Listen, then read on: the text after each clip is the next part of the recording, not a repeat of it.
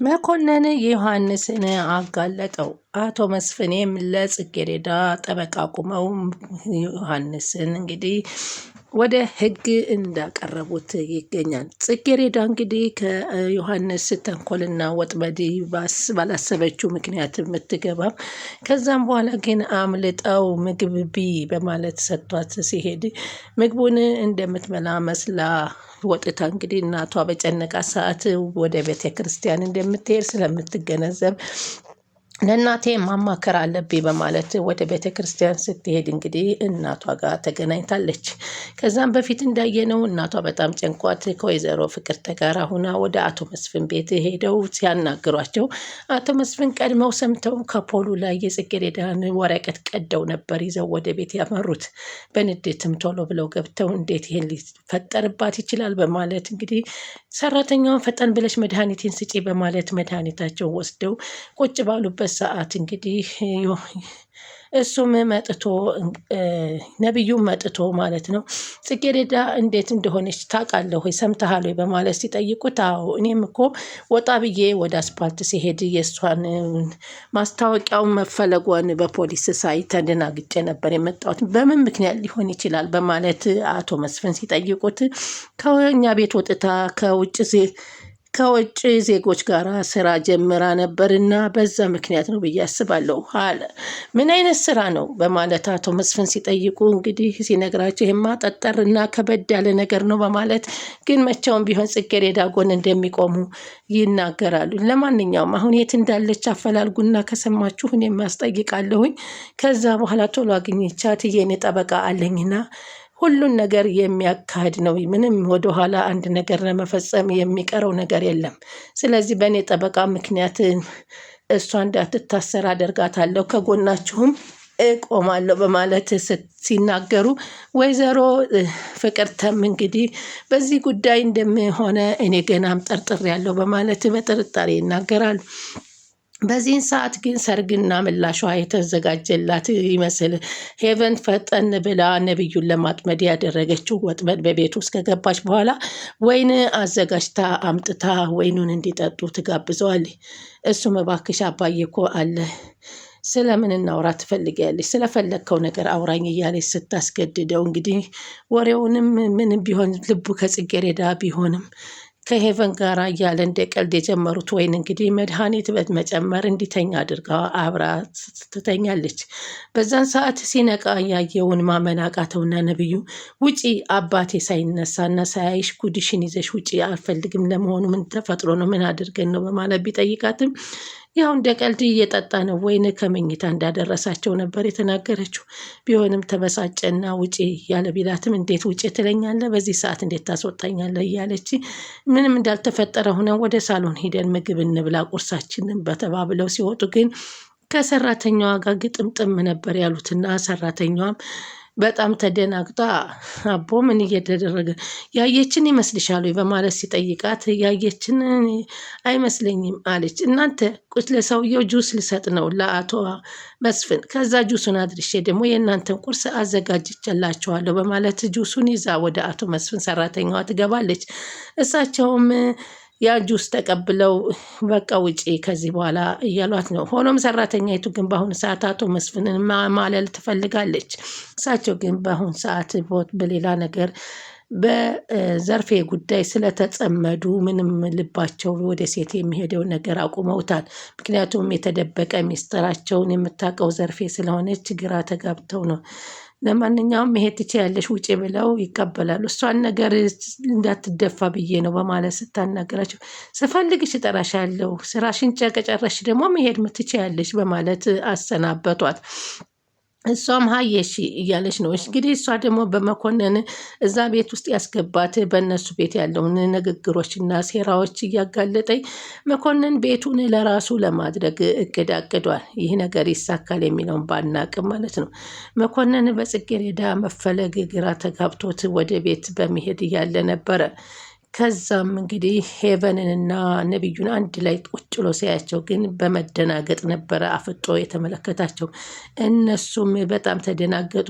የቤቷ ሰራተኛ ያየችን ትመስልሻለች በማለት ሄቨንን ሲጠይቃት የአንዲት የቤት ሰራተኛ አየችን አላየችን ምንም አልጨነቅም አለችው።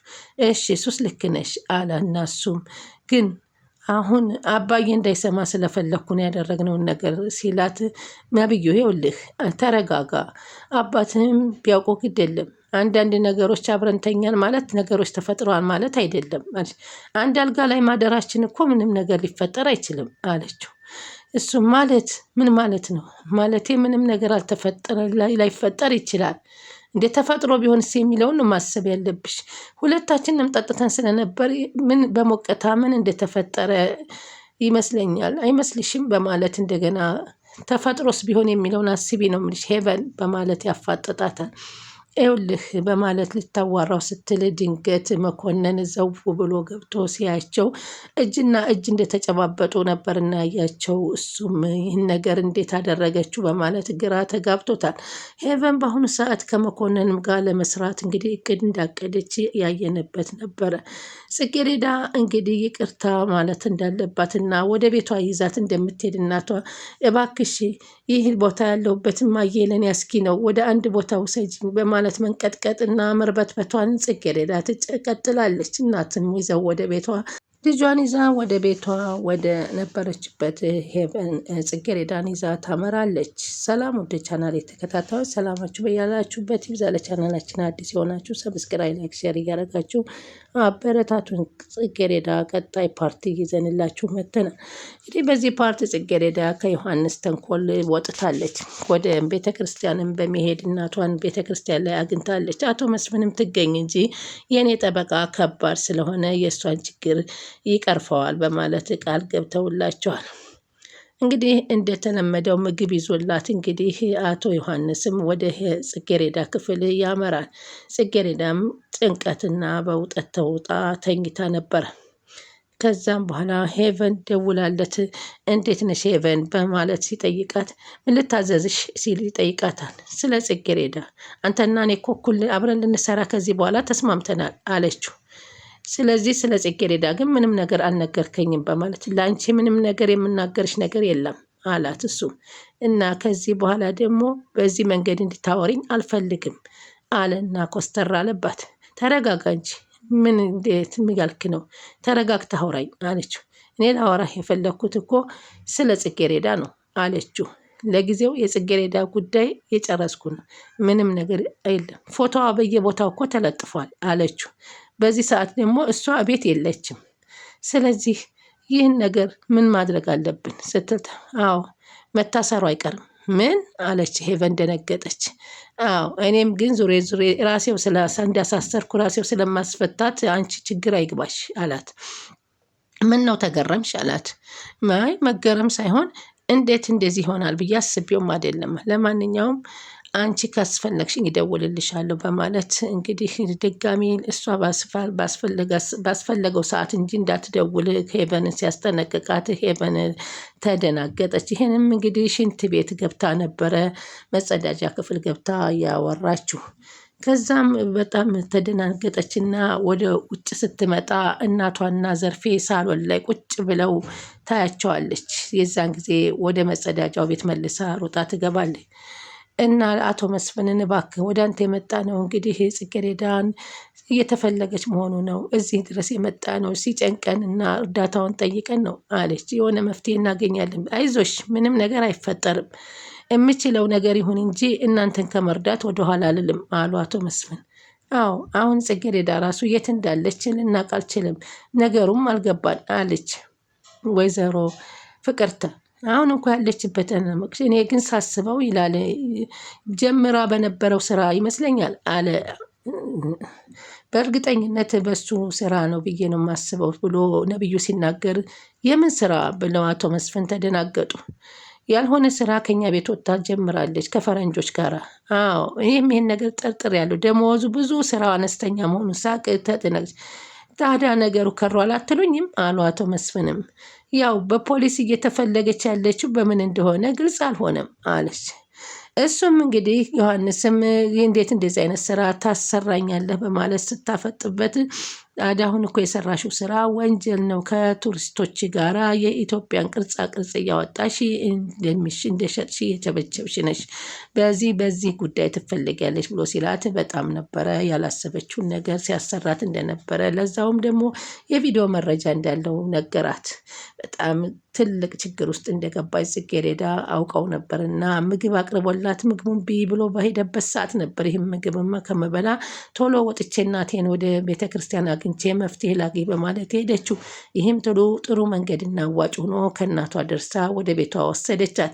አቶ መስፍንም ጠበቃውን አለኝ የሚሉትን ጠበቃ አነጋግረው ከዛም በፊት ደግሞ መኮንን እንግዲህ የዮሐንስን ጉድ ዝርዝር አርጎ ዘርግፏል። በእርግጥ እሱ ጋር እየሰራ ወንጀል ተባባሪ ቢሆንም ጽጌረዳን ደግሞ ከዛ ወንጀል ለማውጣት እያቀደ የነበረውን እቅድ ግን በስከ መጨረሻ ደግሞ ሄቨን ከነቢዩ ጋር ባያት ሰዓት ግን በጣም እንዴት ይሄ ነገር እየሆነ ነው በማለት በእርግጥ ጽጌረዳና ነቢዩ ነው እንዲሁም አቶ መስፍን ሶስታቸው ከጽጌረዳ ጋራ ጋብቻ እንደማይመሰርቱ አንድ ፓርት ላይ አቶ መስፍን አስጠንቅቀዋል። አሁን በሚያሳዝን ሁኔታ የሚያሳዝነው የገባችበት ወጥመድ ለማውጣት የሚደረገውን አቶ መስፍንም ቃል ገብተው ከዚህ በኋላ አስወጣታለሁኝ ብለው ጠበቃ አቆመውላታል። አሁን ዮሐንስ እኔው ራሴ አሳስርሻለሁ እኔው ራሴ አስፈታሻለሁ ቢልም ለሕግ አሳልፎ አልሰጣትም። እሱ ነው ሰው ቅጥረኛ ቀጥሮ ፎቶዋ እንዲለጠፍ ያደርገው እንጂ ሕግ በሕግ በኩል እየተፈለገች እንዳልሆነ ስለሚያውቅ ነው። ግን ይህንን ነገር በሙሉ አሁን አቶ መስፍን ለጠበቃ ሰጥተው እሱ ተከሶ እየሟቀቀበት ይገኛል። አንዳንድ ጊዜ እኛን ማንም አይደርስብንም ብሎ ስልጣንን በመመከትና እነዛን ህፃናት አስገድዶ ለራስ ለማድረግ የሚሄድበት ርቀት እንግዲህ ዮሐንስ ሳያዋጣው ይህም ያላዋጣው ምንድን ነው? ጽጌረዳ ከጎኗ ትልልቅ ሰዎች መኖራቸውን አላረጋገጠም ነበር። ተራ የድሃ ልጅና ምንም አትከሰው ምንም አታደርገው የፈለገውን ቢያደርግላት ምንም የማያደርግ መሆኑን ነበር የተገነዘበው። አንቺም እንኳ እድለኛ ነሽ ነበር ያላት ጽጌረዳን። ከአንቺ በፊት ብዙ ልጆች እኮ በዚህ ወንጀል ውስጥ ብዙ ህይወታቸውም ያለፈ በእስር ቤትም የሚሞቅቋል በማለት ነበረ ያስፈራራት። ግን ጽጌረዳ የአቶ መስፍን እገዛና እንዲሁም የሌሎቹ ከጎኗ የእናቷ መሯሯጥ ከወንጀሎች ነፃ ልትሆንና ከዮሐንስ ተንኮል ልትድን በመብቃቷ በጣም ደስ ይላል። እንግዲህ ውድ ተመልካቾች ጽጌረዳ እሷን ብትሆን ሳታስበውና ሳታልመው የገባችበት ነገር ትልቅ ችግር ቢያደርሳትም በአሁኑ ሰዓት አቶ መስፍን ከጎኗ ሆነውና እናቷም እሪ እያለች እንግዲህ ነቢዩም ቢሆን በዚህ ነገር መቼም ቢሆን ጽጌረዳን ይወዳታል። በእርግጥ በሌላ አንጻር እህቱ መሆኗን እስከሚያውቅ ድረስ ሄቨን ግን የምታደርገውን ተንኮል በሙሉ ጽጌረዳ ነቅታባትና አውቃለች። አሁን ለነቢዩ ሁሉንም ዘርግፋ ለመናገር አቅዳለች። ከዚህ ወጥመድ ከወጣች በኋላ ነቢዩ ጋር ሁና ሄቨንን እንደምታጋልጥ ታሪኳን እንደምታወጣባት የሁሉም ታሪክ እንደሚገለጥ ነው። መኮንንም እንግዲህ በአቶ መስፍን በበላበት እጁ ሊነከስ እየነከሳቸው ይገኛል። ንብረትና ሀብታቸውን ወደ እሱ ለማዞር ያስገባት ሰራተኛ ከምን ልታዘዝ እያለች ነገሮችን ማጣራት ጀምራለች። እሱስ ይሄንን እቅድ ለምን አቀደ የሚለው በጣም ከባድ ነገር ነው። ቻናሉን ሰብስክራይብ እያደረጉ ይጠብቁን።